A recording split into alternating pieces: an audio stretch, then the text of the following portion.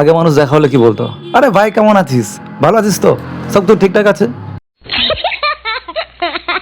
এখন আর সেই দিন নেই। এখন দেখা হলে কি বলবে, আধার কার্ড ঠিক আছে তো, কিরে জমা তারিখ ঠিকঠাক রয়েছে তো, সব কিছু কাগজপত্র সব ঠিক।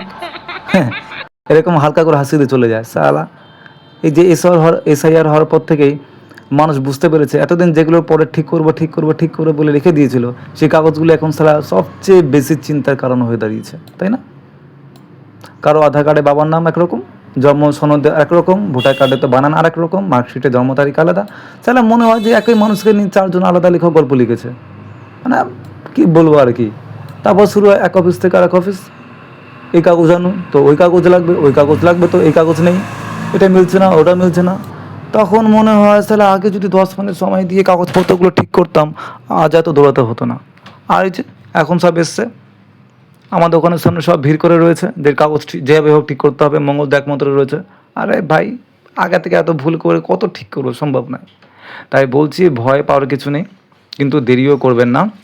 যত তাড়াতাড়ি পারবেন কাগজপত্রগুলো সময় থাকতে ঠিক করে নিন, কারণ দিন আরও কিন্তু সময় ঘনিয়ে আসছে।